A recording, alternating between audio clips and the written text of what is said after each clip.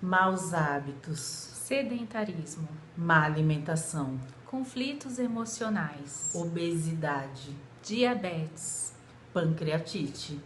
Siga a gente nesse vídeo e descubra o quão desafiador é olhar para o pâncreas. Olá, bem-vindo ao canal Papo de Irmãs. Eu sou a irmã da Neiva. E eu sou a irmã da Sueli. O nosso tema de hoje é sobre o pâncreas.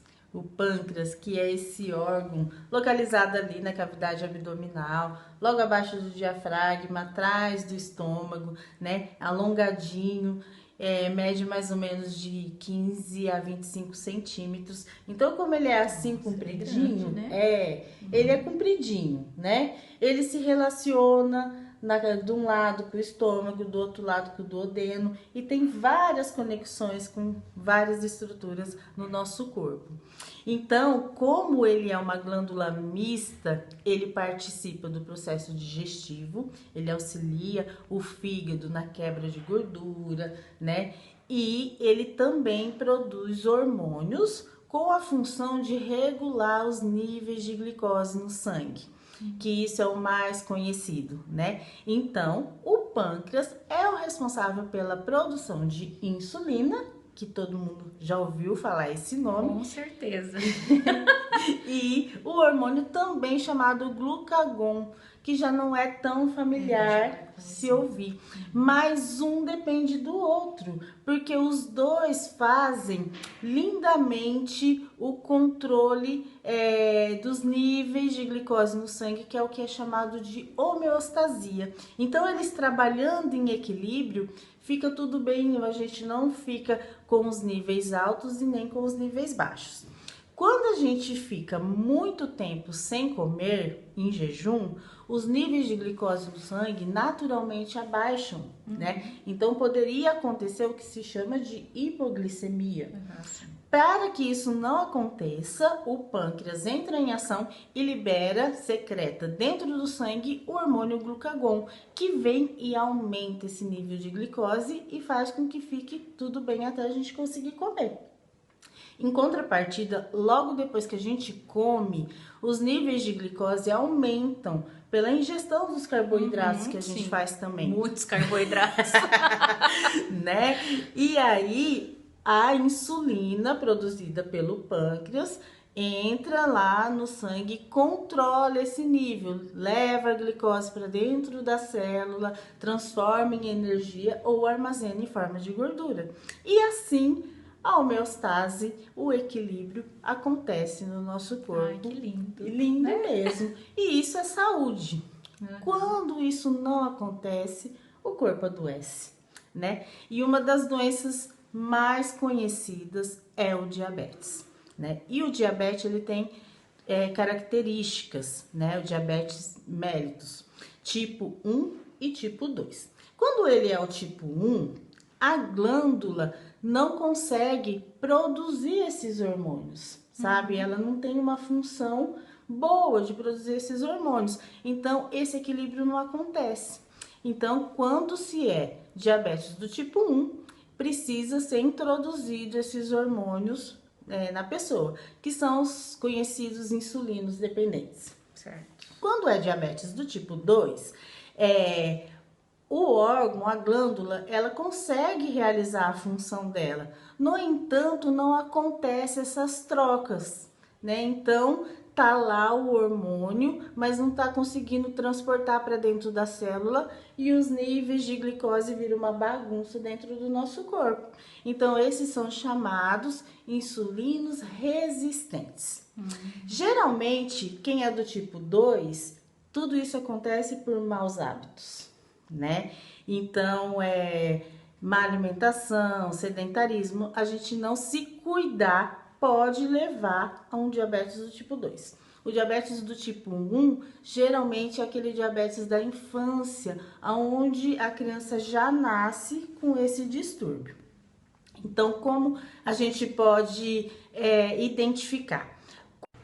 Maus hábitos, Sedentarismo, má alimentação, conflitos emocionais, obesidade, diabetes. pancreatite.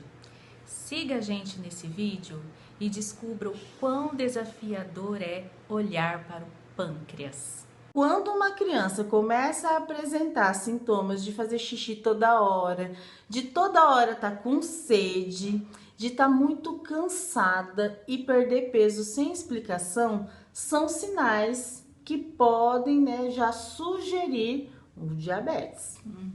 Agora, o diabetes tipo 2 é silenciosa, né? Então, assim, tá acontecendo toda essa bagunça ali dentro do corpo.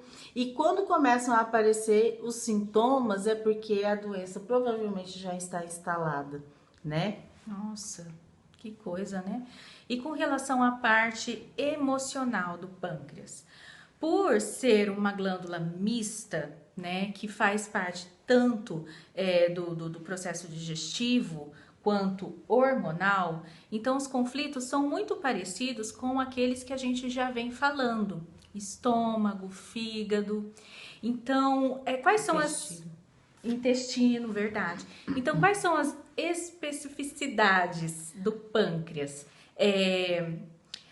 Fala-se com relação ao conflito biológico, a gente chama de conflito de partes indigestas, conflito entre os pedaços. O que seria isso?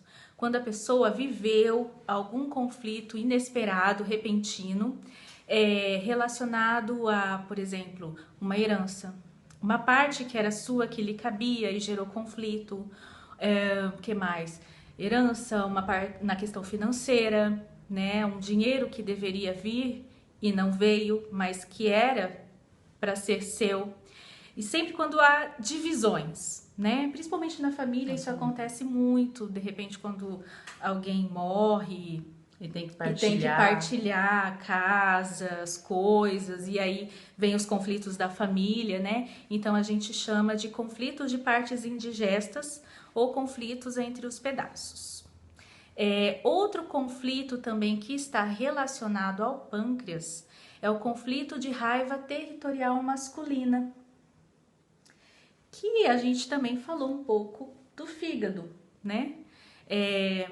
De passar por uma situação muito conflituosa que gerou vergonha e que foi difícil digerir aquilo.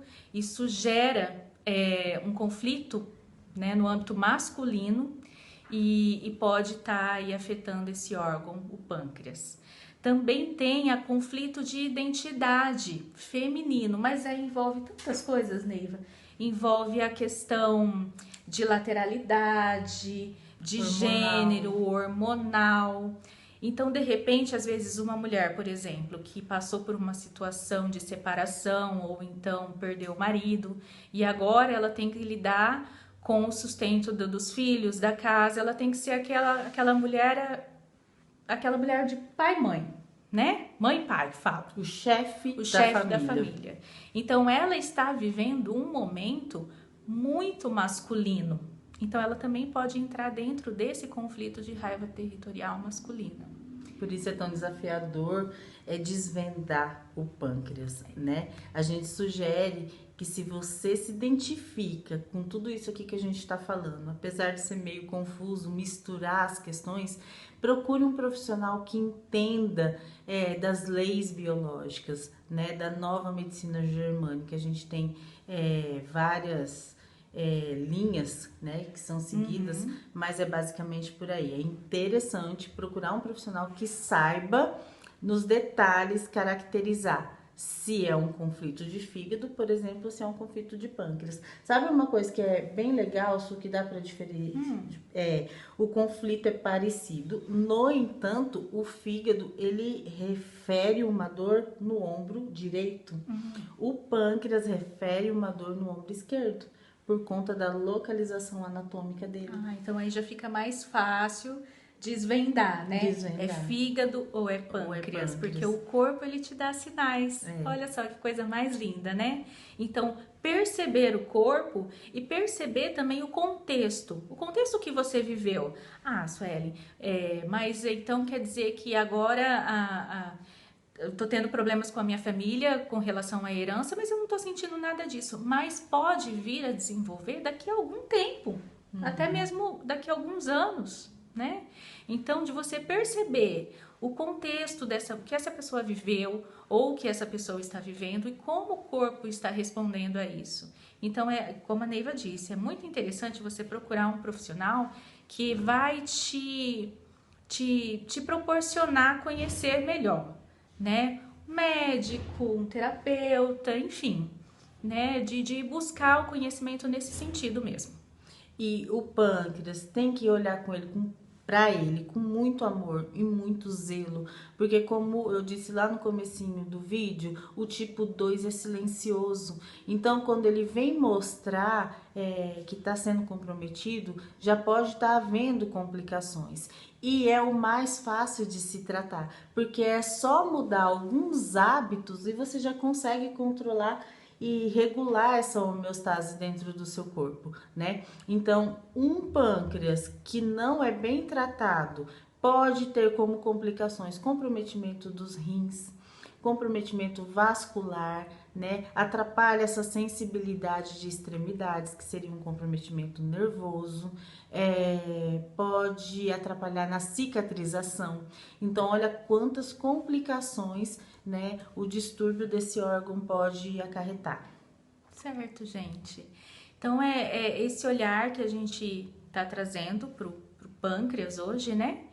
Então, de você procurar ajuda profissional nesse sentido e procurar também ajuda na questão emocional, na questão física, com uma osteopatia, vai trazer benefícios maravilhosos para você e evitar que você desenvolva até uma doença mais grave, como até mesmo a pancreatite, né, Neiva? Que é bem desafiador Muito lutar contra. É isso, então. Acompanha a gente no canal, curte o vídeo, compartilha com quem você acha que vai ser interessante esse conhecimento. Segue a gente. Deixa aqui os seus comentários, sugestões. Nós vamos falar no próximo vídeo sobre um órgão que está dentro, mais ou menos, desse contexto também, que é o baço, tá? Para vocês saberem como detalhes dentro do nosso corpo, detalhes numa leitura do nosso corpo, pode levar você a prevenir complicações lá na frente ou a tratar algo que você já está vivendo. Tá? Obrigada por estar nos seguindo, por estar mandando feedbacks. A gente fica muito entusiasmada e motivada em continuar com esse trabalho de informar, né, pessoas comuns, né? A gente tenta passar uma linguagem onde não precisa ser um profissional para entender. Então, assim, se vocês podem continuar dando feedback para a gente melhorar aqui as nossas questões. E até o próximo vídeo. Até!